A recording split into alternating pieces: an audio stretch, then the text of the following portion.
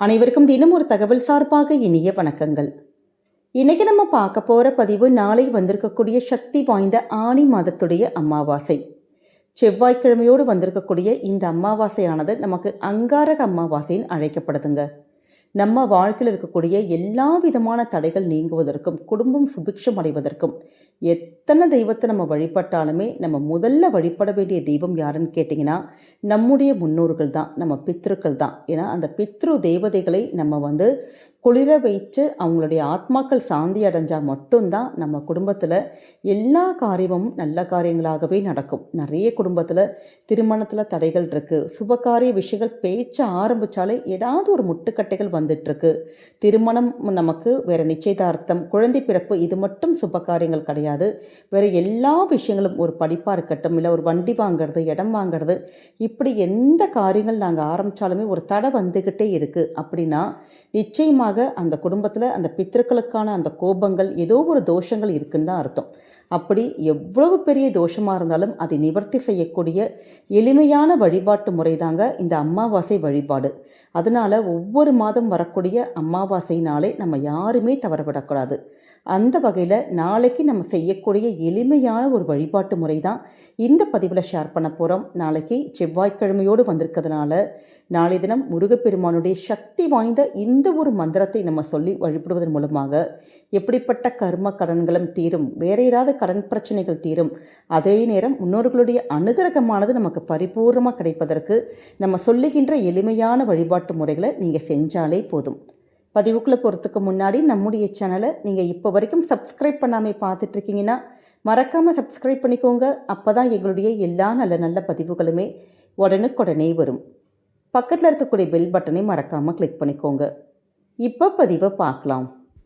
இந்த ஆனி மாதத்துடைய அமாவாசையானது நமக்கு உத்தராயண புண்ணிய காலத்தினுடைய கடைசி அமாவாசை. அந்த வகையில் நம்ம செய்யக்கூடிய எல்லா விதமான வழிபாட்டுகளுக்கும் அதீத ஒரு சக்தி இருக்குன்னு சொல்லப்படுதுங்க.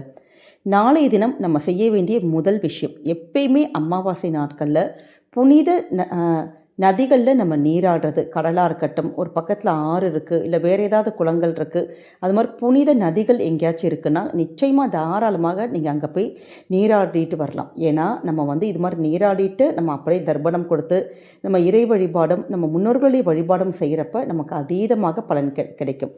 ஆனால் அப்படி எங்களுக்கு புனித நதிகள்லாம் போய் நீராட முடியல அப்படிங்கிறவங்க நம்ம வீட்டில் செய்யக்கூடிய ஒரு எளிமையான வழிபாட்டு முறை, எல்லா அமாவாசை நாட்களுமே நீங்கள் இந்த மெத்தடை ஃபாலோ பண்ணலாம். இல்லாட்டி ஞாயிற்றுக்கிழமையில் அது மாதிரி டைமில் கூட நீங்கள் ஃபாலோ பண்ணலாம்.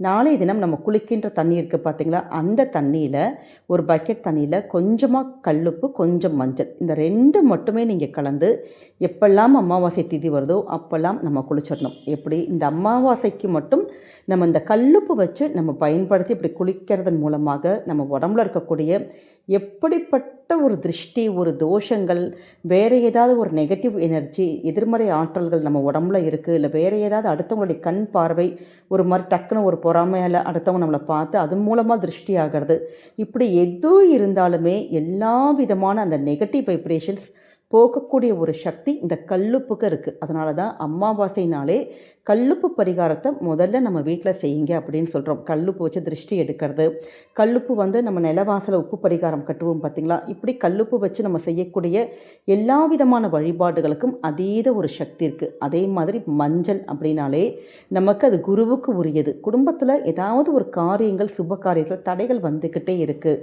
நல்ல காரியம் நடக்கவே மாட்டேங்குது அப்படின்னு நம்ம யோசிச்சோன்னா இது மாதிரி மஞ்சள் கலந்த நீரில் நம்ம குளிப்பதன் மூலமாக நல்ல ஒரு சுபிக்ஷம், அந்த குருவினுடைய ஆதிக்கமானது நமக்கு கிடைக்கும். அதனால் எப்பயுமே இந்த மாதிரி அமாவாசையில் கல்லுப்பு, மஞ்சள், இது ரெண்டுமே எல்லா வீடுகளிலுமே கண்டிப்பாக இருக்கும்.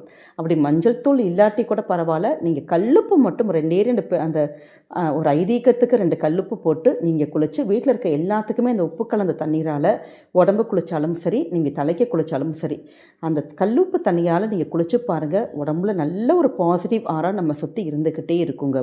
அப்படி குளிச்சுட்டு முடிச்சுட்டு வந்த கையோட ஃபஸ்ட்டு சொல்லக்கூடிய நாமம், ஏன்னா அமாவாசை நாட்கள்னாலே நமக்கு முன்னோர்களுக்கான வழிபாட்டுக்கான ஒரு நாள், அவங்கள நினைக்கக்கூடிய ஒரு நாள். அந்த நாளை நம்ம மனசார நினச்சி அவங்கள வேண்டிக்கிட்டாலே போதும், நம்ம கஷ்டங்கள் எல்லாமே அப்படி படிப்படியாக அப்படியே வந்து பெரிய மலை மாதிரி இருக்கக்கூடிய கஷ்டம் கூட கொஞ்சம் கொஞ்சமாக கரையிறத நம்ம கண் கூட பார்க்கலாம்.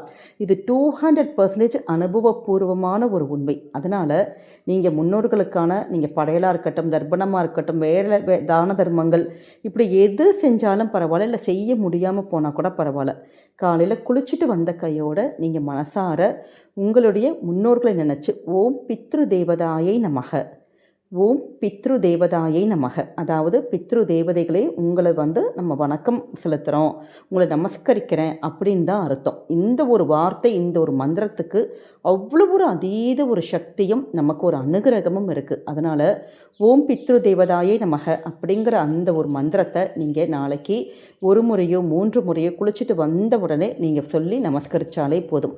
அதே மாதிரி நம்முடைய குலதெய்வம் எப்பயுமே அமாவாசை நாட்களில் குலதெய்வத்தை நம்ம மனசார நினச்சி நம்ம வணங்கி வரப்போ நம்ம குடும்பத்தில் இருக்கக்கூடிய கண்ணுக்கு தெரியாத எல்லா விதமான கெட்டதும் போய் குடும்பத்துக்கு அடுத்ததுன்னு சொல்லிட்டு சுபிக்ஷங்கள் நமக்கு வரும்னு ஐதீகம் இருக்குது. அப்படி குலதெய்வம் பெயர் தெரியுங்கிறவங்க குலதெய்வத்துடைய பெயரை 3 முறை சொல்லி மனசார வேண்டிக்கோங்க. பெயர் தெரியாதவங்க ஓம் குலதெய்வதாயை நமக அப்படிங்கிற சக்தி வாய்ந்த நாமத்தை நீங்கள் 3 முறை சொல்லுங்கள். இதோடு கூட நம்ம பூஜையிலையாக இருக்கட்டும், இல்லை காலையில் ஏந்திரிச்ச உடனேயாக இருக்கட்டும், நம்ம அப்படி குளிச்சுட்டு வந்த கையோட சொல்ல வேண்டிய இன்னொரு சக்தி வாய்ந்த மந்திரம் இருக்குது. ஏன்னா செவ்வாய்க்கிழமை அப்படின்னு சொல்லிட்டாலே நமக்கு கடன் தீர்வதற்கான ஒரு வழிகள் நமக்கு கிடைப்பதற்கு நம்ம முருகப்பெருமானை சரணடைய வேண்டிய ஒரு அற்புதமான ஒரு நாள். அதனால தான் செவ்வாய்க்கிழமையில் வரக்கூடிய அந்த செவ்வாய் ஹோரை நேரம் நம்ம கடன் அடைப்பதற்கான நேரம்னு சொல்லப்பட்டிருக்கு. அதே மாதிரி இந்த செவ்வாய்க்கிழமைன்னு சொல்லிட்டாலே முருகப்பெருமானுடைய வழிபாடு தான்.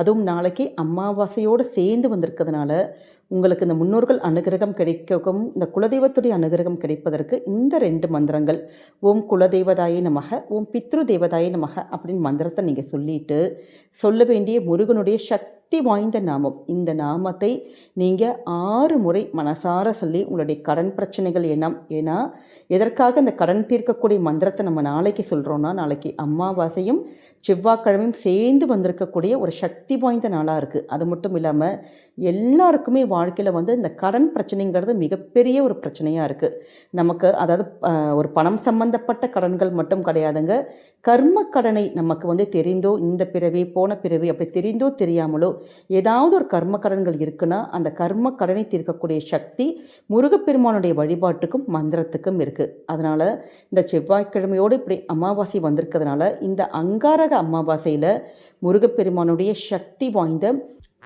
ஓம் ஷம் சரவண பவ, ஓம் ஷம் சரவண பவ இந்த மந்திரத்தை நீங்கள் ஆத்மார்த்தமாக மனசுக்குள்ளே நீங்கள் ஒரு 6 முறை உங்களுக்கு முடியும்னா 27 முறையோ 108 முறையோ அப்படி மனசுக்குள்ளே கண்டினியூஸாக அப்படியே நம்ம சாண்டிங் பண்ணிவிட்டு உங்களுடைய ரொட்டீன் கூட நீங்கள் பண்ணலாம். நீங்கள் நாளைக்கு அதுவும் குறிப்பாக காலையில் எல்லாருமே காலையில் குளிப்போம் பார்த்தீங்களா, அதுவும் நாளைக்கு காலையில் 6 to 7ங்கிறது நமக்கு செவ்வாய் ஹோரை நேரமாக சொல்லப்பட்டிருக்கு.